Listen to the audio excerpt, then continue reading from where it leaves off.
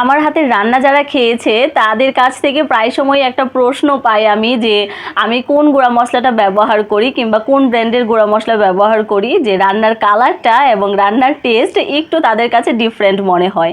তাদের উদ্দেশ্যে আমার আজকের এই ভিডিওটা। আমি কিন্তু বাজারের কেনা কোনো ধরনের গুঁড়া মশলাই ব্যবহার করি না। হলুদ, মরিচ, ধনিয়া, জিরা, যে কোনো মশলাই বলেন, আমি এরকম এটা গোটা কিনে এনে তারপর ভাঙিয়ে নিতে পছন্দ করি।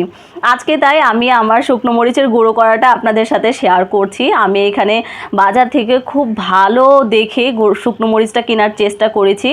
একদম দেখবেন অনেক অনেক কোয়ালিটির শুকনো মরিচ পাওয়া যায়, তার থেকে চেষ্টা করবেন যে ভালো কোয়ালিটির যেই শুকনো মরিচটা সেটা কেনার জন্য।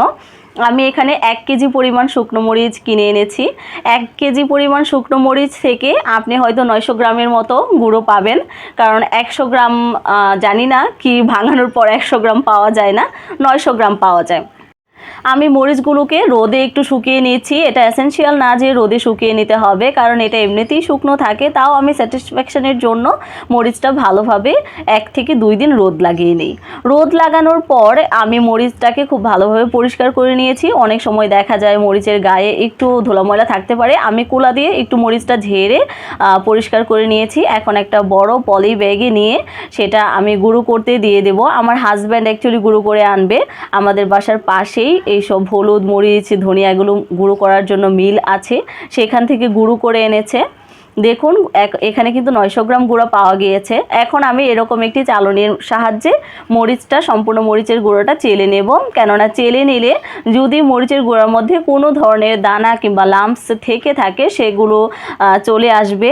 মরিচের সঠিক কালারটা কিন্তু এটা না, কারণ আমি যেখানে ভিডিওটা করছি রাতের বেলা, তো আমার সেই লাইটের আলোটা কিন্তু একদমই মানে কম, সেই জন্য মরিচের কালারটা এরকম দেখাচ্ছে। এই যে দেখুন, মরিচের কিন্তু অনেকগুলো লাম্পস ছিল, যেগুলো হয়তো আপনার মরিচের গুঁড়োতে থাকলে গুঁড়াটাতে খেতে ভালো লাগতো না। এগুলো কিন্তু আপনারা চিলি ফ্লেক্স হিসেবে ব্যবহার করতে পারেন। আমি এগুলো একটা কৌটায় রেখে দেই।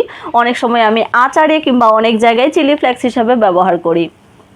তারপর এই যে দেখুন মরিচের গুঁড়াটা কতটা সফট, আর এই মরিচের গুঁড়াটা কিন্তু অনেক সাশ্রয়ী। আপনারা একবার বাজার থেকে গোটা মরিচ কিনে ভাঙিয়ে খেয়ে দেখুন, এটা আপনার কিনা মরিচের চেয়ে 1000 গুণে সাশ্রয়ী আর স্বাস্থ্যসম্মত। মরিচের কালার আমরা বাজার থেকে যেটা কিনি সেটার যে কালার হয় লাল টকটকে একদম লিপস্টিকের মতো, ওই কালার আসলে আমি জানি না কিভাবে এত মানে কড়া কালার হয় মরিচের, কারণ রিয়েল আমি ভাঙিয়ে আপনাদেরকে দেখালাম সেই সেম কালারটা কিন্তু হয় না। এভাবে ভাঙিয়ে নিলে আপনারা সবচেয়ে স্বাস্থ্যকর একটা মরিচের